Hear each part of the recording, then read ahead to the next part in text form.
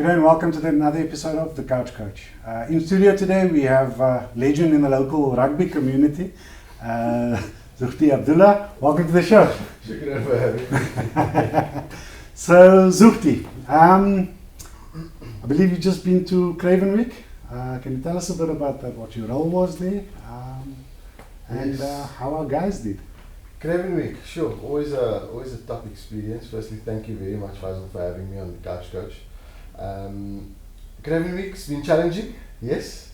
As always is. The weather was minus 6 degrees in Bloemfontein. It's never easy to live in conditions like that. And I think us Cape Townians, we're not too familiar with the minus degrees Celsius. So it's been challenging from that side of things. But I mean, in terms of our community boys, we had some amazing skills, some amazing talents on show, representing Western Province.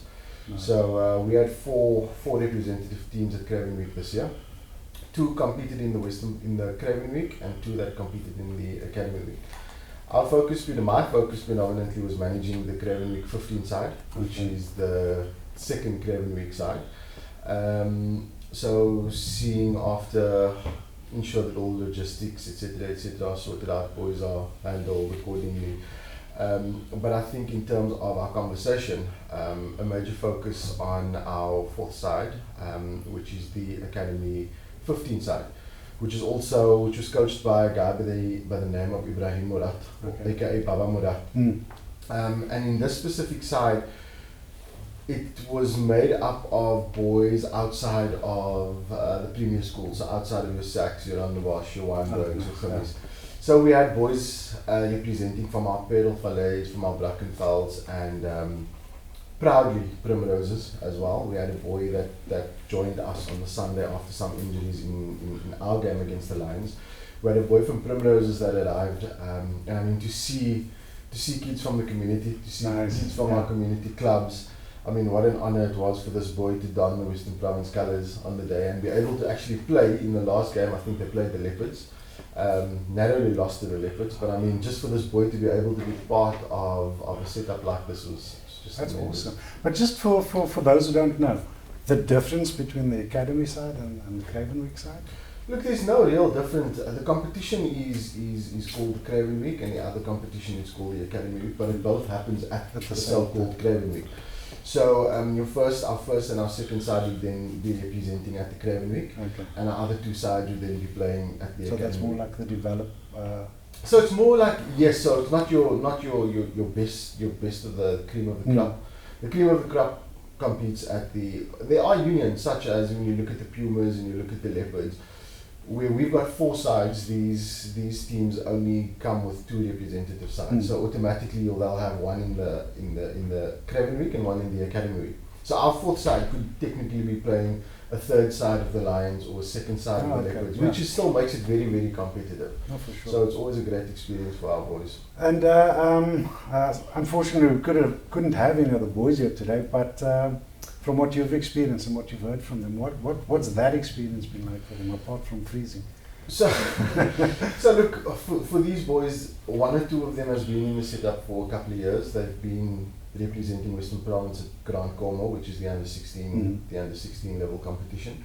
And then we've got likes of Ismail Safadin, who's from Rangers, who now represents Rondebosch High School. We've got boys like Ismail, aka Jackie. His surname is Ishmael. A lot of shout-outs happening here. He's from the Collegians R.F.C. I think we're all familiar with the Rangers, the Primroses, and the Collegians of the world. And these are boys that are now representing premier schools that is awesome. Been fortunate to be part of the Craven Week and the Grand Cornwall Weeks. And they've done phenomenally well. I think, if anything, Ismail Safadin, our scrum half, probably one of the better scrum halves at the week. And I mean, we'd all love for him to make the SA school side. But I think, let's wait and see what happens. But I think he's definitely added some sort of value to those selectors to be able to give him the nod, hopefully, inshallah. Let's see what comes of that. So, talking SA sides and provincial sides here, for any other kids out there watching, what does it take to get a foot in the door into a competition such as this? Look, I think from a community perspective versus what what I've been able to experience over the last 2 years, from there's more to unfield the rugby. There's so many things that happens in the back end in terms of nutrition. And when we speak nutrition, you look at these premier schools where these boys are being fed 6 times a day. And when you bring that back into our community games, we deal with various challenges. I mean, for us in our communities, in some of our challenging communities, we can't really relate to having chicken or beef or things 3 times a week, having the necessary whey protein that needs to be taken. I mean, it's challenging. That's the one challenge from a nutritional perspective. And then the other challenge is when we look at the kind of facilities that these boys are exposed to on a daily basis. I mean, you're locking up at school at 6 o'clock, a gym session. You get fed your breakfast, you then go into break where you get fed your lunches. After school, you're able to walk into a high performance environment. And I know that the high performance word, those words are words that have been thrown around so much lately within community sports. We want a high performance. And unfortunately for our boys, it's Virgin Active, it is all of these gyms that our boys, which is a feat, because we are not able to create these kind of platforms for these boys to enjoy what these kids are utilizing. Look, it's not impossible. I mean, we've got bucket loads of talent within our communities. Fortunately or unfortunately, a lot of these boys have been pulled from our communities to represent the likes of our premier schools, where they're able to be given the platform to succeed and get to the Craven Week. But I mean, for our kids, I mean, we're trying as much as we possibly can at our community clubs to push our talent as far as we possibly can. But the phenomenal ones are going to make it. But unfortunately, 99% of them, it's always going to. I'm not saying that they're not going to make it. But it's hard work, it's dedication, and we always just keeping our fingers crossed. And when these trials and things come up, we just pray that our boys are able to provide the rest of Western Province what they provide us on a Saturday when we go up against each other, and at the end of the day, that's what it's about. Just try and give your best, and let's see how far we can get. So in terms of and we're running out of time here in this first segment of the show, but with the season ahead, what's the big derbies that we can look forward to? Referring to club derbies? Club derbies. Sure, we've got quite a big one coming up in 2 weeks' time. Not this week, we're off on this week. But SKW will be taking on Tygerberg. Okay. And that is one of the biggest club derbies that you'll find, other than SKW and Collegians or SKW and Primroses, which is also coming up closer to the end of the season, I think probably 5 or 6 weeks from now. And that will happen at Rosmi, where Tygerberg, we'll be taking on Tygerberg at Greenpoint Track. So we can expect some big crowds and some big things happening on that day. Hopefully we'll see if we can get it in the budget and get the couch coach out there. That would be great. That would be an experience for those that hasn't seen club derbies. I think there's nothing bigger than a Tygerberg SK derby at the track, that is. So yes, that's like the home of rugby in the Cape. Right? And it's Premier A, so I'm sure that there's going to be quite a bit of cameras out there to come and have a look. There's going to be some great talent on show there as well from both sides. Awesome. I think it would be great if you could come out and come and enjoy the festivities, as we like to see say. the man nodding in the back there. Thanks for your time. We'll have you back in the second half, where we're going to chat more about Zuhdi's role at SKW, and someone's nervous sitting in the background over there will be joining us. We'll see you soon. Thanks for watching.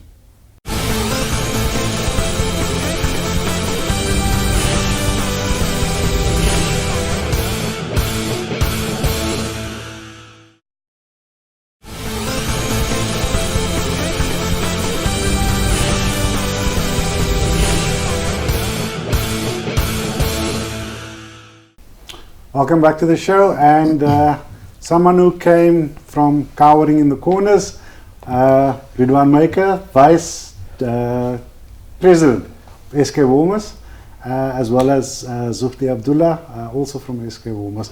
Welcome to the show. Thank you for having me, Faisal. Fun. So, SK Walmers, what are you guys all about? SK Walmers, we are 2 clubs. SCHOTSCHEKLOOF from the Bullcup area and Walmers from the Walmersdijk area. Scotch Club represented the old Western Province at the Greenpoint track, Okay. and Walmers Rugby represented the city and suburban league at City Park. Mm. In 1992, the two clubs merged because they were the two top clubs in the relevant competitions or boards, and then that is how we ended up with Super League A status. Nice. So You've been there for a while, eh? we've been there for a while. In the beginning, it was more of a roller coaster. Up 1 year, down 2 years, up again, and so it went. But as it stands now, we are the longest standing open club in the Super League A at the moment, with currently 17 years? 17 years Jeez. in succession. Yeah. Wow. Well done, guys. So along with that success, there must have obviously been a hell of a lot of juniors coming through the structures. In your view and working with juniors, what does this community sports club with such a rich pedigree do for those youngsters? Sure, we try and give them as much as we possibly can. I think we earlier chatted about the challenges that we faced with within our communities. But sports in our communities, it's what they do, it's what they eat, it's what they sleep. Rugby specifically, it used to be cricket and rugby. It is now rugby and soccer. So either way, they're going to succeed at rugby and become a first team player at SKW, or they'll now become a phenomenal footballer and represent FC Boerkaap, which is the soccer club which is now recently started in Boerkaap.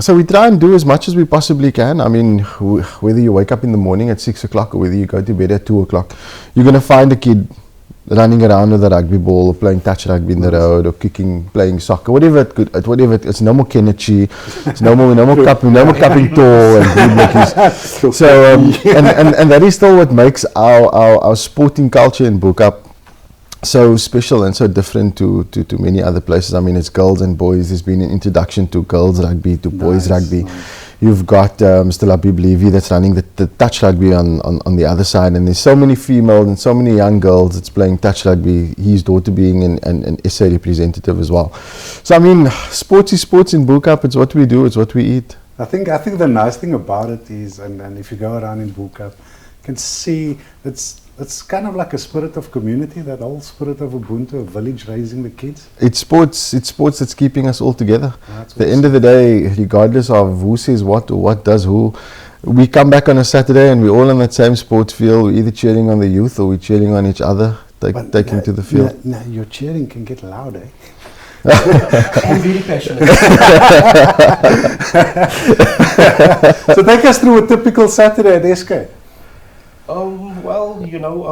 Like we have the couch coach scenario here, we have the stand refs. If I can use that for example, whether it's us or the opposition, the ref is not always right. Somebody in the stand or a few hundred in the stand, they always seem to know better. And at times the passion amongst the supporters can reach boiling point, and then there will be heated exchange of words, etc., etc. At times, yes, there was a few that got out of hand, not only at the Greenpoint track, it happens in club rugby in general, and not only in Western Cape, but in the SBD area, it's that all over passion runs deep.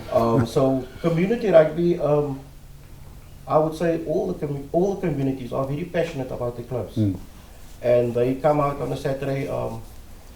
I read somewhere some people, especially with the Super Sport Challenge, they made it free because people would use their last money to pay the 20 rand to come watch their favorite club on a Saturday afternoon or Sunday, whichever day they play. That's awesome. I think, and you can speak because you go out to all these various communities throughout the Cape. I think the one thing that the sports does, it gives those kids something to do other than the nonsense they can get up to on the streets. The elements. So how, in your views and with your experience at the clubs, how do we make the community sports channels or any ideas on how we can get that better and more accessible for people? Look, I think at the moment our biggest challenge is within our community schools, there's a lot of schools that no longer offers the code of rugby or offers the code of cricket or whatever. A lot of sports is out there. Whatever the code might be. So unless these boys are either attracted to a community club or to a premier school, where they are, where facilities are accessible to them. I mean, if we look at the Bull Cup scenario at the moment, we've got no sporting facility within Bull Cup at the moment. Our closest sporting facility is Greenpoint Track, which we can't necessarily access at any given time unless we've booked the facility. Alternatively, we'd have to go down to Salt River. So I mean, it's very challenging for our kids to be drawn to one specific facility, and that is something that's in the pipeline at the moment. Getting all the schools on board. When we say community schools, we look at Harold Cressy, we look at Vista High School, we look at St Paul's and SCHOTSCHEKLOOF and all the surrounding schools within our areas to come together to kind of put together a program that's going to be attracting the youth from all these various schools to one specific point where we could just enjoy our sports as one community and not having everybody split up, one needing to drive to Wynberg or the other having to drive to Mitchell's Plain to go and enjoy some sort of sporting activity. So yeah, we've got our challenges, but there are some things in the pipeline in terms of streamlining all of those to be able to have a focus point for the youth of the community. Awesome. And we, again, running out of time. He was very, very worried that 10 minutes is too long.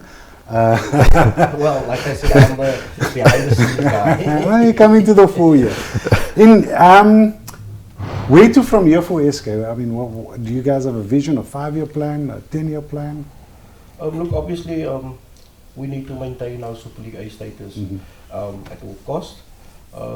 Yes, our 5-year, the short-term plan is to get our junior structures back on track. Okay. It's a bit of a mess, but like Zuhdi mentioned earlier, there is something in the pipeline to streamline the process and to get the youngsters back on board. And then hopefully after the 5 years or so, we can start, instead of buying players, which is costing us an arm and a leg, we can filter these youngsters through from the under-20 side through to the second team and the first team, and then we can build our team with our very own youngsters. Instead of getting players from elsewhere, we'll have to get them in. We'll have to pay, one of the costs is accommodation, and they would want a retainer, there's gym fees, there's supplements, match fees, etc. And it gets a bit heavy on the pocket. Oh, sure. Speaking about the pocket, if anybody wants to get involved, either as a player or as a sponsor, who do they contact? How can they contact? They can contact myself or Mr. Maker. If you want, I could give you my details off, or do you want? You can give it here now, and they can put it in. I'll give you my email address. It's my name, zuhdi.abdullah@gmail.com. That is spelled ZUHDI Abdullah ABDULLAH@gmail.com. Awesome. Mr. Maker, he'll give you his email address, and we are contactable anytime, any place. We're keen to pick up conversations around members, around funding, or any other contributions that they feel that they could contribute towards the club or the community, for that matter. Awesome. Thank you so much. I can be contacted on mr for Mr. .maker, MAKER 01@gmail.com. Isn't that a Mr. Maker, a kids TV program? Yes. Gentlemen, thank you so much for joining. Thank you so much for having us. And we hope to see you in 2 weeks at that. Oh yes, we're looking forward to have you there too. Thank you so much for watching, and we'll be back with a new surprise for you in the next segment.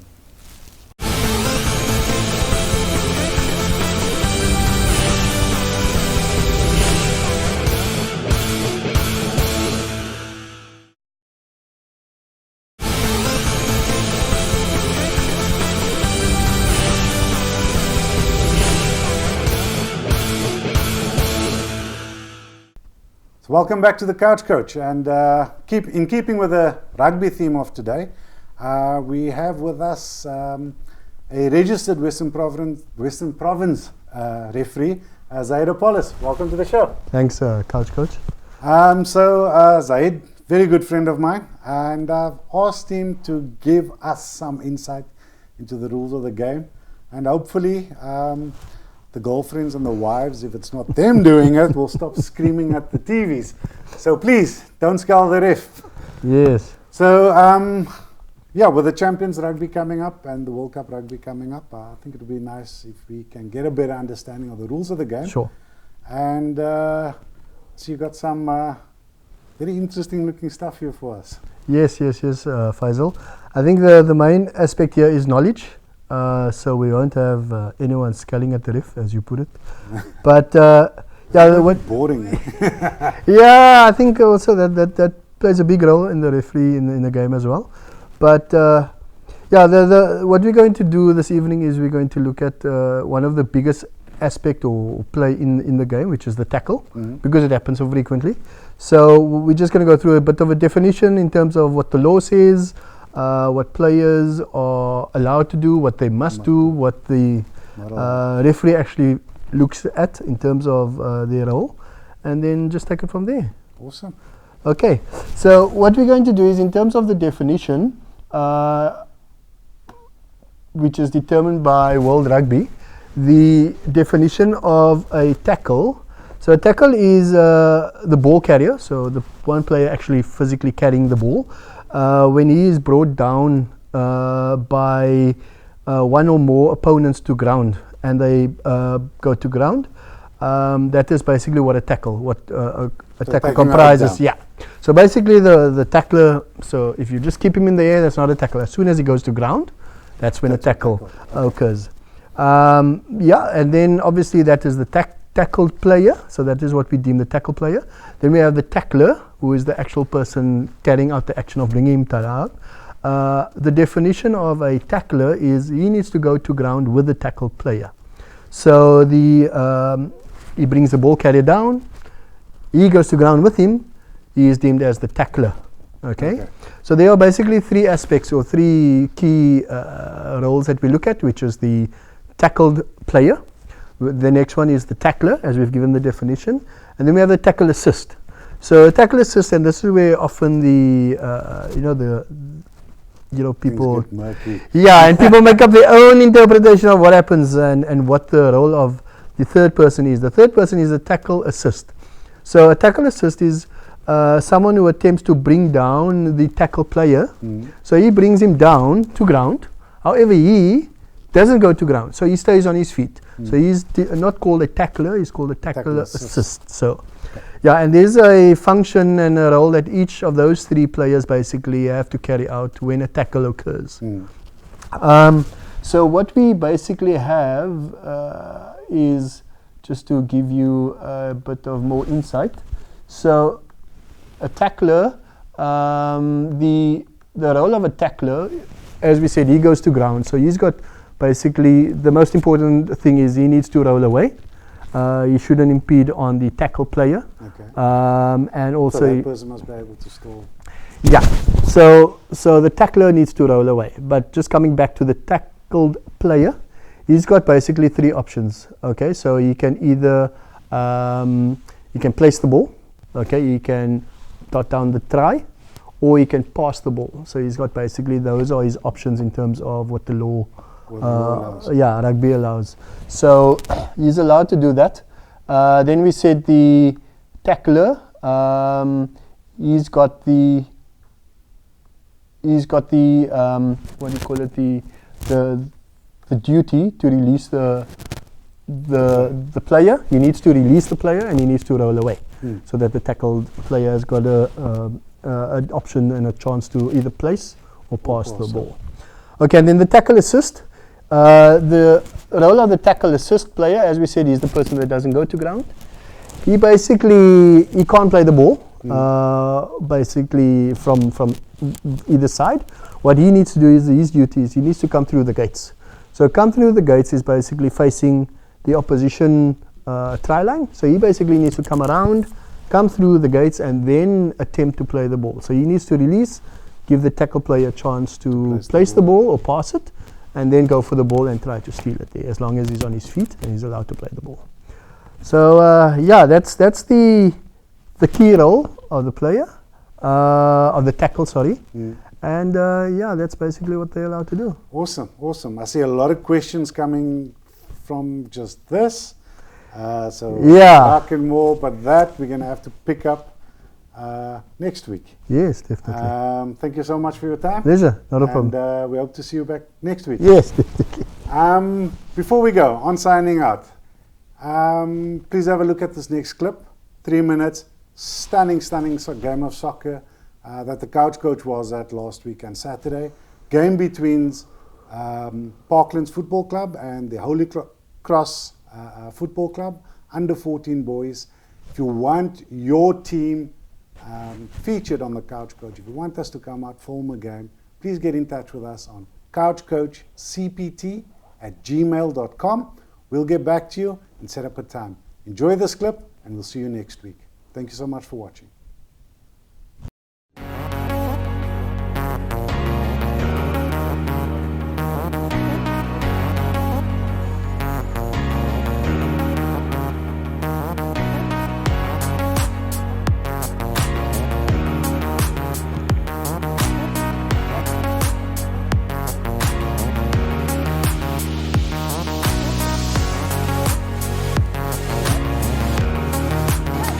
Morning and welcome to a very crisp Saturday morning out at the Parklands Sports Complex, where we will be covering the Parklands Football Club under 14 boys take on Holy Cross in an important knockout game for them.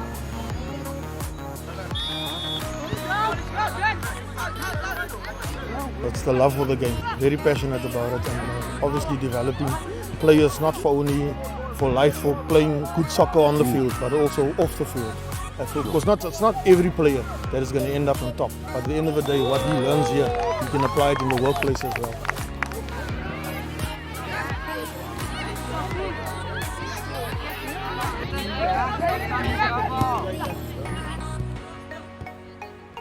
It's about the kids at the end of the day.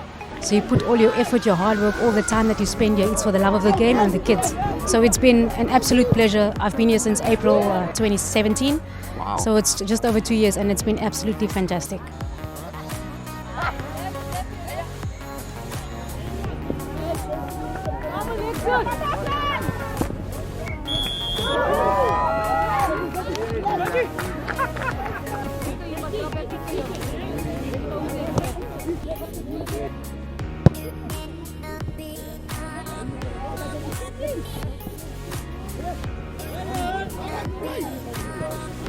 As the vice captain, I'm here to assure that there's a certain level of discipline within the passing, way that we play, and in the focus we have when going into the game.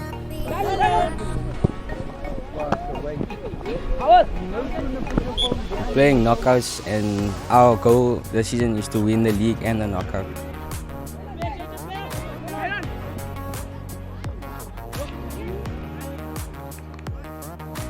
Well, I wish all the best to my team and just play football, concentrate on the game and look forward to the next game.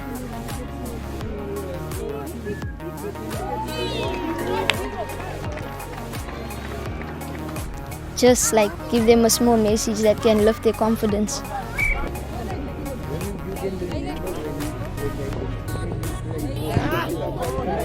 You're just kicking the ball now. Georgie. Good.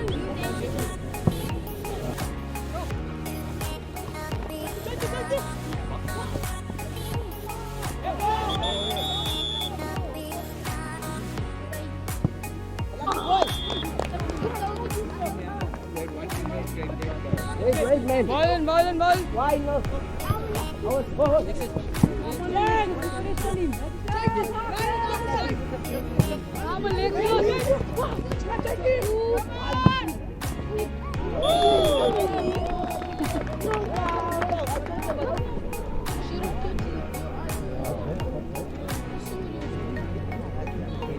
I put it off.